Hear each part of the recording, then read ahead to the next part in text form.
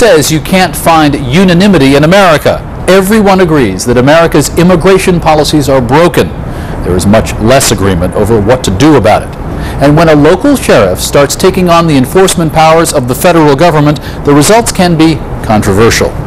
That's what our colleagues at Expose found when they learned that a local newspaper down around Phoenix, Arizona, was taking a hard look at what the county sheriff was and was not doing in the name of immigration enforcement.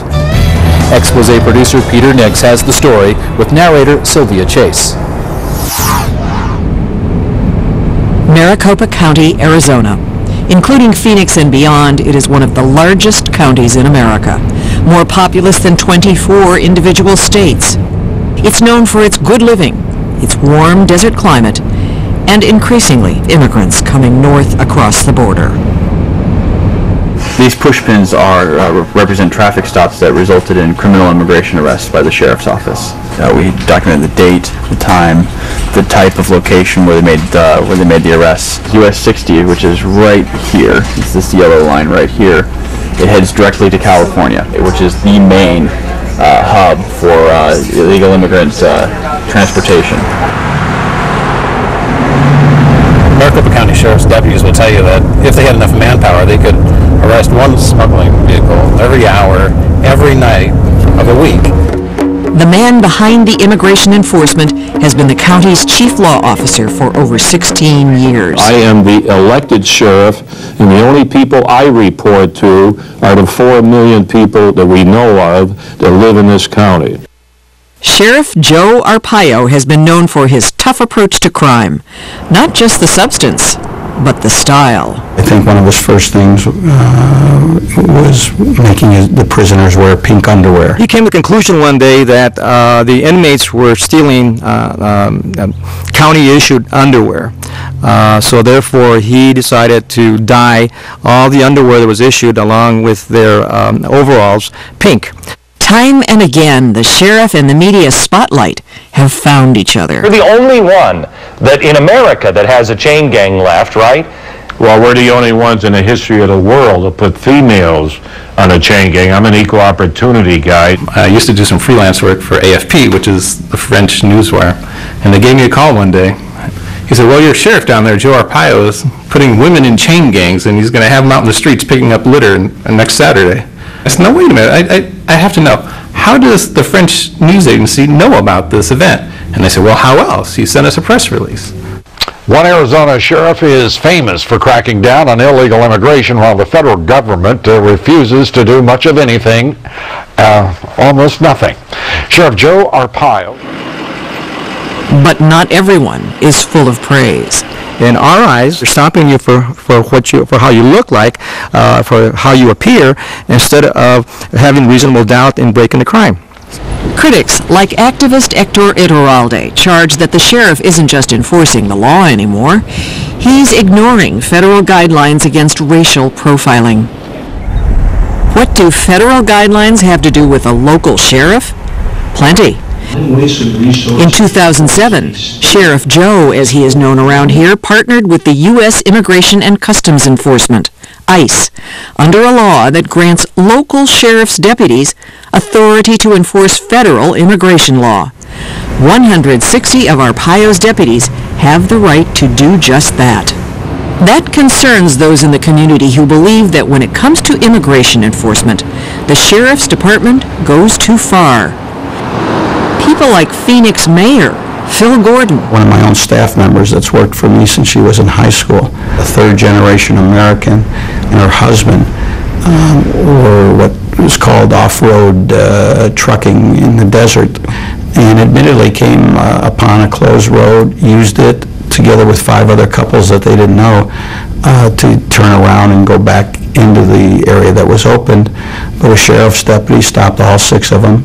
The first 5 were asked to show their driver's license and were let go. The 6th was asked to show their Social Security card and given a ticket. And the only difference was their last name, which was Rodriguez. Arpaio issued a press release asserting his officer did not profile Mayor Gordon's aide. In fact, in every case, Sheriff Arpaio adamantly denies racial profiling. I don't know what this argument is with profile, because everybody's treated the same. When we stop somebody, I don't care what you are, for violating the law, that comes first. That comes first. They call me a racist, they call me a KKK, put my pictures on the tube, they call me a Nazi, they call me every name in the book. There's another name a lot of Maricopa County residents call him: Hero. This sheriff is doing a wonderful job. He's the only real public servant that I see doing anything to enforce immigration law. This is my country, and I want people living here that are legal.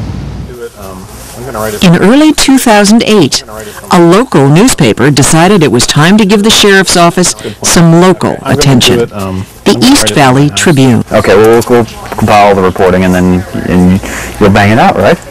Excellent. I like this plan. The goal? To see what was going on behind the praise and accusations the sheriff so readily attracts. U.S. imperialist, racist!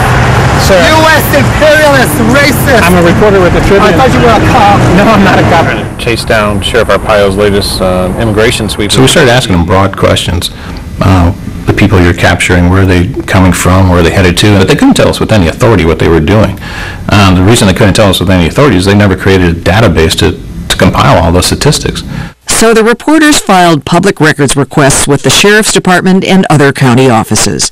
They hoped to determine just who was being arrested and the probable cause given for stopping their cars in the first place. And so we were documenting, of course, names and birth dates, but also what was the ethnicity and the race of the people. We worked from these arrest records to compile individual stat sheets on all the suspects. This entire notebook is suspects. Page by page, the reporters analyzed a year and a half's worth of arrest documents. They found that Arpaio's human smuggling unit had arrested 669 people for immigration violations. 2 were Native American and 2 were white. 665 were Hispanic. Nearly 600 of the arrests occurred after motorists had been stopped on various charges, including driving with a broken tail light and speeding. They will tell you that's good law enforcement. We're arresting illegal immigrants, and of course they're Hispanic. But if you ask them further, well, how many cars did you pull over for busted taillights and the occupants weren't Hispanic? They couldn't come up with that number. The reporters also homed in on the sheriff's controversial large-scale immigration sweeps. They had started in 2007. These massive sweeps had begun in October, garnering national attention. Because he was sending hundreds of his deputies and posse volunteers to go make dozens and dozens of traffic stops in Hispanic neighborhoods. The small Maricopa town of Guadalupe has a $1.2 million annual contract with Arpaio's office to provide law enforcement services. In 2008, the town had seen a rise in drug dealing. City officials would tell the Tribune they asked the sheriff for increased patrols, specifically to address the drug problem. There were protesters from both sides because the operation was announced in advance in a press release. Arpaio's press release, though, didn't mention the town's drug issue at all. It asserted he was coming because tensions were, quote, escalating between illegal aliens and town residents. He called it a crime suppression operation. Others called it an immigration sweep. Which was basically loading hundreds of deputies and volunteer posse members in patrol cars and unmarked vehicles on the street, on the main thoroughfare through Guadalupe, stopping pretty much every vehicle that was on the roads that day for minor traffic violations, using those stops to question people about their citizenship. Guadalupe's then mayor, Rebecca Jimenez, squared off with Sheriff Arpaio the first night of the sweep. No, I didn't come under. I came under here to protect your community on crime, and we have arrested 26 criminals. Only 5 are illegal. Your press release. I don't care what the no. It says suppress crime. You see it? It says that town officials take